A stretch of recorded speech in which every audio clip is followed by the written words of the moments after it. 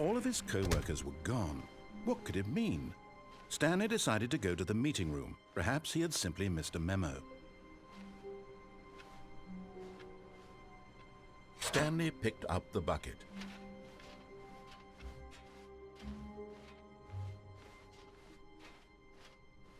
Stanley clutched the bucket tightly to his chest and entered the door on his own. This was not the correct way to the meeting room, but Stanley had felt the bucket calling to him, telling him that the employee lounge was simply the place to be. And here it was. Had the bucket turned out to be correct? Was this better than the meeting room? Yes. No, never mind. The bucket was wrong. Stanley took the door on his... No, said the bucket. don't go to the meeting room. Go somewhere else. The cargo lift, yes. Go there. Good, said the bucket. Now ride the lift all the way to the top. There's something up there I need you to do. Stanley did not question why or how this bucket was speaking to him. It should have alarmed him, of course, because buckets can't talk. But Stanley chose not to think about this obvious fact. He was firmly convinced that the bucket had spoken to him, and he unthinkingly did whatever the bucket asked.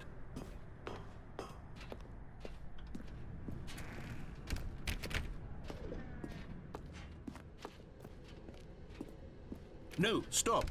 Look there on the wall. You see, there's a sign right there. It says, "No buckets past this point." Stanley, how could you think it was okay to bring the bucket here? Unless, what if the problem is that you actually don't know what is a bucket and what isn't a bucket? I suppose that would explain a lot about your behavior up to this point. Which, if that's true, well, my goodness, I think we have to do something about it. This misunderstanding could have dire consequences on the entire rest of the game if not addressed quickly and properly. So much of the impact of the story is dependent on your understanding of what is and isn't a bucket. Please, step in here for a moment.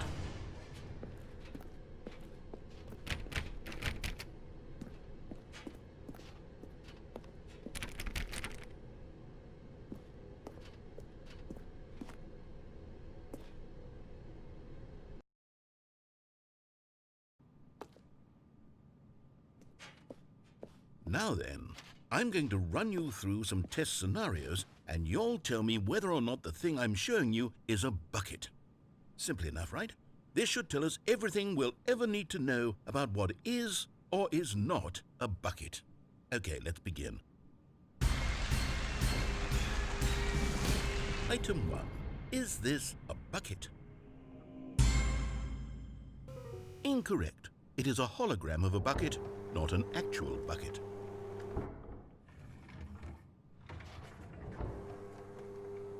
Item 2. Is this a bucket? Incorrect. It is a 3D printed recreation of a bucket, not an actual bucket.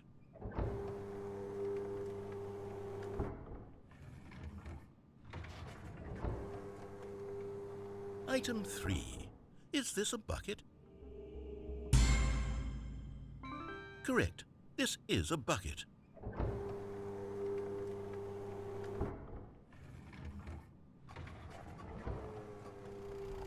Item 4.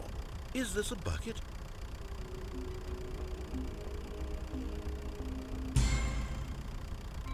Correct. This is a tractor and not a bucket. To be honest, I just sort of put this one in here as a gimme, but I was starting to get concerned that even this might be too much for you. Thank you for not making me look like an idiot. Okay, next one.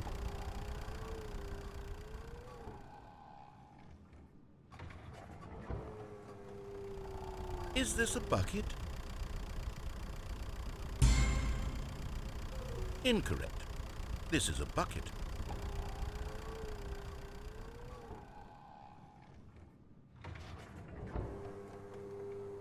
Item 6. Is this a bucket? Trick question. Both. Gotcha.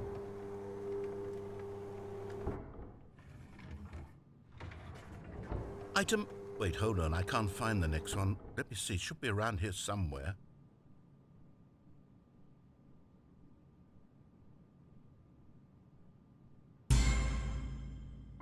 Yes. Thank you. There's nothing here. Of course it isn't a bucket. We both know full well that nothing isn't a bucket. Wait, when I say nothing isn't a bucket, that makes it sound like I'm saying everything is a bucket, which of course is not true. Unless, is that what you think? Answer me straight, Stanley. Are you trying to tell me that you believe everything is a bucket?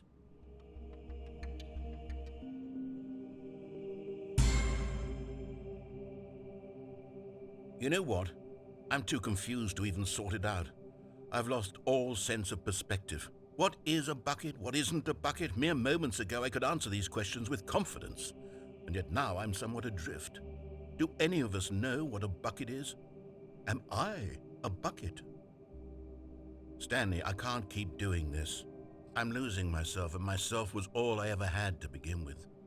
I'm afraid the bucket is threatening to tear our relationship apart. I can't have that. I'm sorry, but I'm going to erase all buckets from the game entirely. Okay, here we go.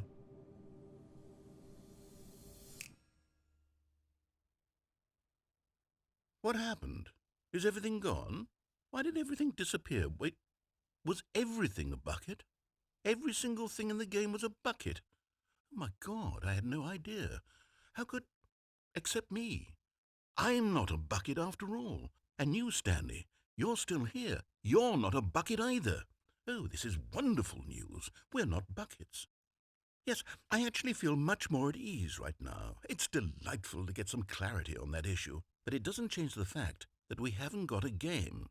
So, tell you what, I'll reset everything and we'll put back all of the buckets, okay? And we'll know that it's all a bucket. But if you run into anyone else, maybe don't mention that. Who knows what that information might do to a person? All right, here we go.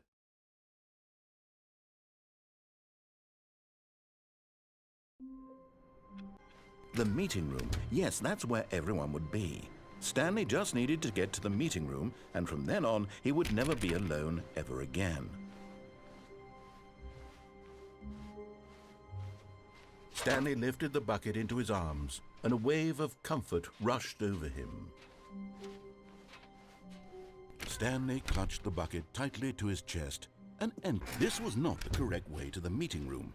But Stanley had felt the bucket calling to him, telling him that the employee lounge was simply the place to be. And here it was. Had the bucket turned out to be correct? No, never mind. The bucket was wrong. Stanley took the door on his left to go back to the meeting room. No, said the bucket. don't go to the meeting room. Go somewhere else. The cargo lift, yes. Good, said the bucket. Now ride the lift all the way to the top. There's something up there I need you to do. Stanley did not question why or how this bucket was speaking to him. It should have alarmed him, of course, because buckets can't talk. But Stanley chose not to think about this obvious fact. He was firmly convinced that the bucket had spoken to him, and he unthinkingly did whatever the bucket asked.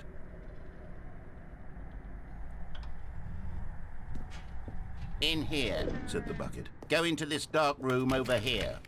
Stanley once again obeyed blindly.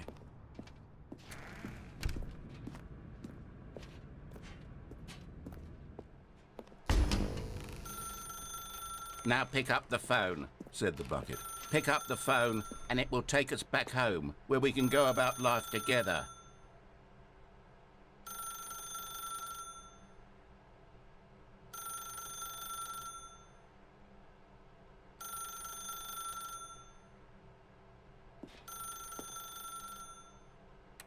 Whoa, hold on. Why did you unplug the phone? Were you trying to resist the bucket's orders? Stanley, I was joking. Obviously, the bucket isn't talking to you and telling you to do things. Buckets can't talk. It was a joke. Don't you get the joke? It's funny, Stanley. A talking bucket. Can't you see? Oh, goodness. I must have really bungled up the delivery if you actually took me seriously. Where did I mess up the joke? Should I have paused for longer or spoken quicker? Comedic timing is so difficult. I wish I were better at it. But there isn't exactly an instructional video on comedy that one can watch to fully... Oh, wait, yes, there is. It's sitting right here. Let's take a look. What is comedic timing? What is comedic timing? How does it work? How long should it last? How can it be used to effectively silence your political enemies? And more importantly, can it be taught in its entirety within 90 seconds? Thankfully, the answer to all of these questions is yes. Let's dive deeper. If you've ever told a joke or made someone laugh, in all likelihood, you did it while standing 50 to 80 centimeters from them in a room of no more than 76 degrees Fahrenheit, with one of your arms raised straight upward at a 15-degree angle from your body. These are the optimal conditions for good comedic timing. To begin the joke, start by stating and spelling your name.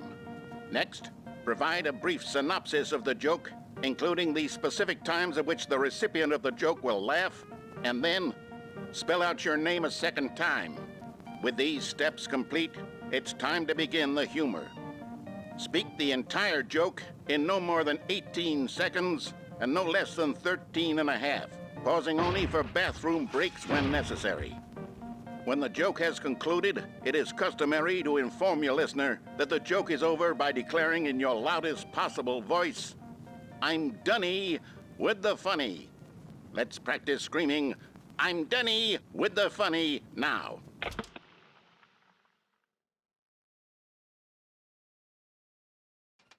Good. This saying is a perfect example of expectations management, which is the cornerstone of good comedy. Finally, it's time to hand out surveys. Collecting hard data from your audience on how rapt they were throughout the joke is the only way to grow or learn as a comedian. An effective survey should be no less than 10 pages long and should include the same question reprinted several times, just to ensure the survey taker is actually paying attention and not simply filling in answers at random. And that's all there is.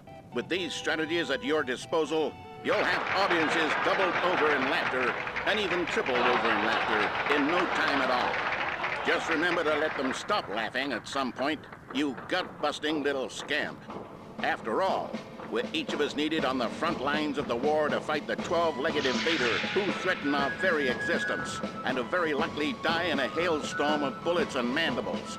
All of us must be prepared to give our lives to this noble cause, just as our children must do after us, and their children after them. Godspeed, and may Earth reign supreme. Hey, goodness, this video is a little outdated, isn't it? Well, no matter. I think the fundamentals of proper comedic timing are still as relevant today as they were back then. So with that in mind, I believe the only way forward is for us to return to the two doors and walk through all of this again, so I can try telling my story with more appropriate comedic delivery. Come along, let's head back.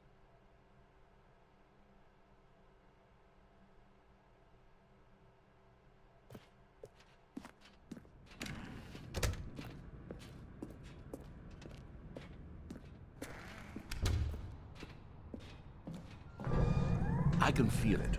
This time, I'm really going to nail the delivery. You'll be in stitches. A talking bucket, you'll say? How ridiculous. How absurd. What a hilarious concept. The king of comedy. That's what you'll call me. Thank goodness we had the instructional video.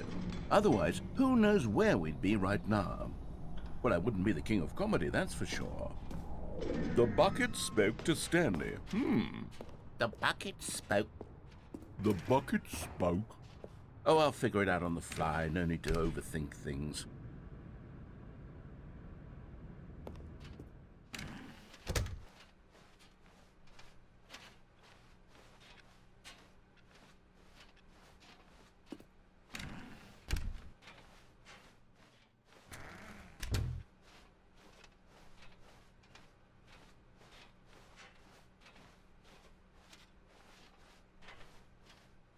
Here we go. You ready? When Stanley and the bucket came to a set of two open doors, they entered the door on the left.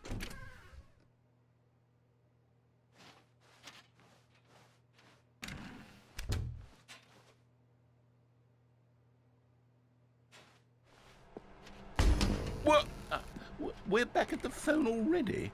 No, what's going on? There were supposed to be several rooms leading up to this. There was supposed to be a build-up to this point, a dramatic display of remarkable comedic wit which culminates in this scene with the phone. But now the timing's completely off. joke will never land. Well, not the way it was meant to. And it's all my fault. I must have forgotten that the phone room comes immediately after the two doors room. What an egregious mistake. I've made a fool of myself. I don't deserve the title of King of Comedy. I'm nothing. I'm not even the lowliest joke-telling whelp. I think I need to go back and rewatch that instructional video again. Yes, surely that will help me improve my... Here we go. You ready? When Stanley and the bucket came to a set of two open doors, they entered the door on the left.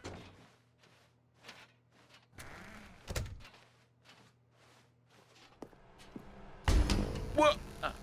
We're back at the phone already? No. Here we go. You ready?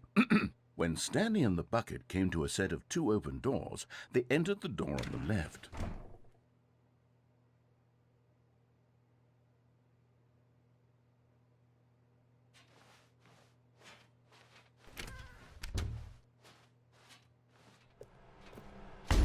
What?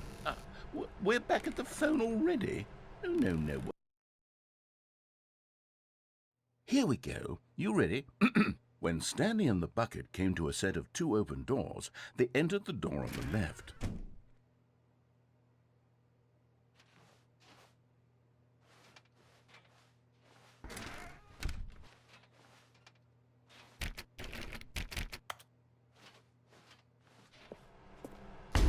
What? We're back at the phone already? No. Here we go. You ready? When Stanley and the bucket came to a set of two open doors, they entered the door on the left.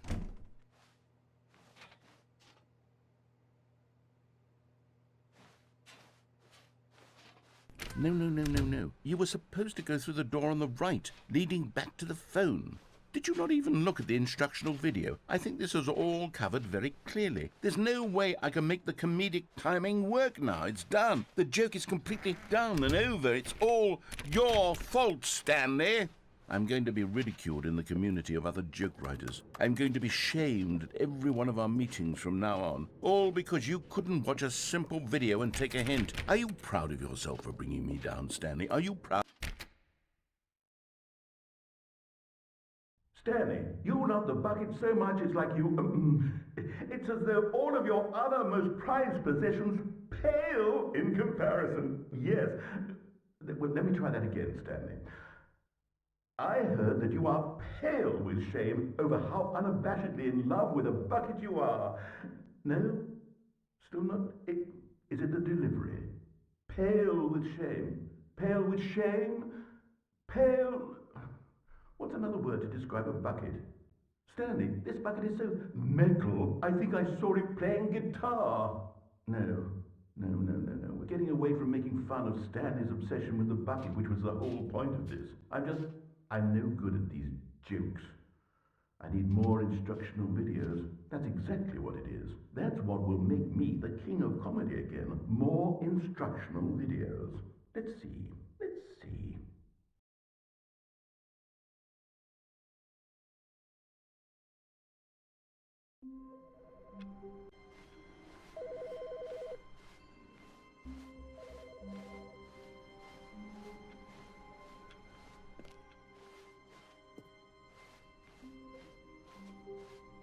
When Stanley came to a set of two open doors, this was not the correct way to the meeting room, and Stanley knew it perfectly well. Perhaps he wanted to stop by the employee lounge first, just to admire it. Standing now in this incredible room, but eager to get back to business, Stanley took the first open door on his left. Stanley was so bad at following directions, it's incredible he wasn't fired years ago. Look, Stanley, I think perhaps we've gotten off on the wrong foot here. I'm not your enemy, really, I'm not. I realize that investing your trust in someone else can be difficult, but the fact is that the story has been about nothing but you all this time. There's someone you've been neglecting, Stanley. Someone you've forgotten about. Please, stop trying to make every decision by yourself. Now, I'm not asking for me, I'm asking for her. This is it, Stanley. Your chance to redeem yourself, to put your work aside, to let her back into your life. She's been waiting.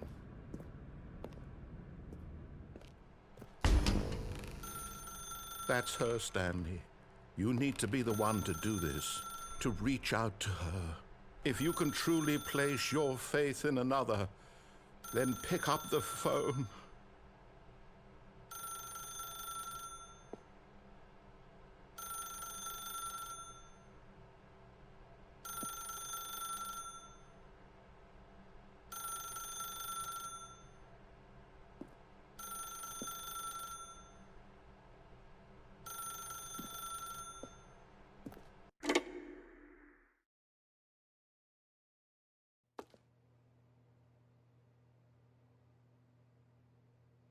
Oh, Stanley, is that you?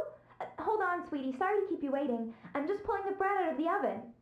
All right. Okay, there we go. All right, now, I want you to come in and tell me all about your day. Gotcha! Oh, come on. Did you actually think you had a loving wife who'd want to commit their life to you? I'm trying to make a point here, Stanley. I'm trying to get you to see something. Come inside. Let me show you what's really going on here. Sorry, but you're in my story now.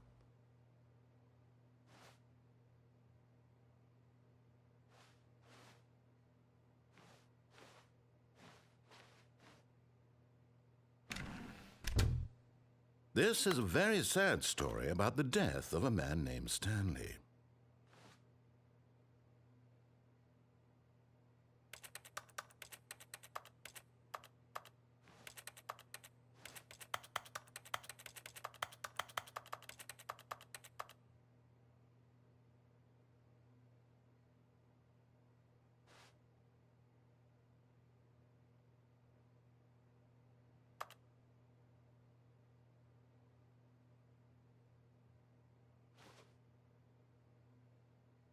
Stanley is quite a boring fellow.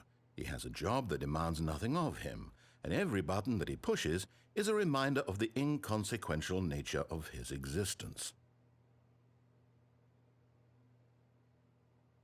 Look at him there, pushing buttons, doing exactly what he's told to do. Now he's pushing a button. Now he's eating lunch. Now he's going home. Now he's coming back to work. One might even feel sorry for him, except that he's chosen this life. But in his mind, he can go on fantastic adventures. From behind his desk, Stanley dreamed of wild expeditions into the unknown, fantastic discoveries of new lands. It was wonderful, and each day that he returned to work was a reminder that none of it would ever happen to him. And so he began to fantasize about his own job. First, he imagined that one day while at work, he stepped up from his desk to realize that all of his co-workers, his boss, everyone in the building had suddenly vanished off the face of the earth. The thought excited him terribly.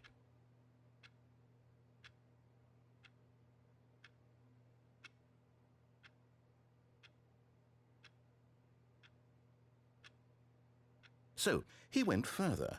He imagined that he came to two open doors and that he could go through either. At last, choice. It barely even mattered what lay behind each door. The mere thought that his decisions would mean something was almost too wonderful to behold.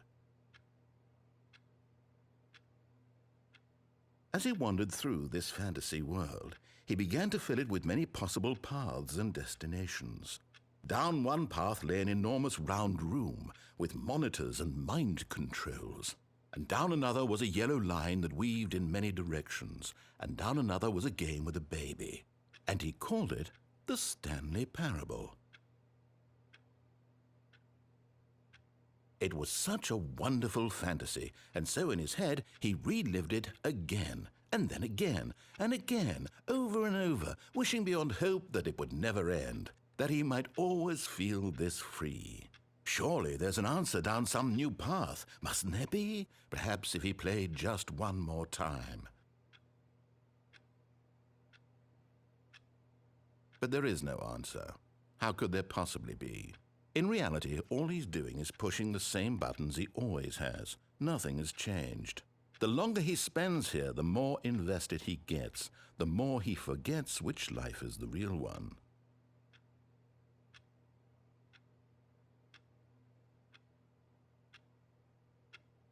And I'm trying to tell him this, that in this world he can never be anything but an observer, that as long as he remains here, he's slowly killing himself. But he won't listen to me. He won't stop. Here, watch this. Stanley, the next time the screen asks you to push a button, do not do it.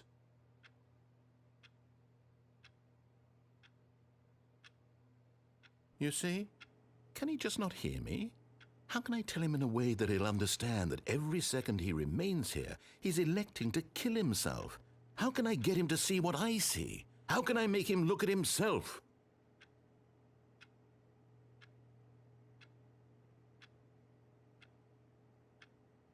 I suppose I can't, not in the way I want him to. But I don't make the rules. I simply play to my intended purpose, the same as Stanley. We're not so different, I suppose. I'll try once more to convey all this to him. I'm compelled to. I must. Perhaps, well, maybe this time he'll see. Maybe this time.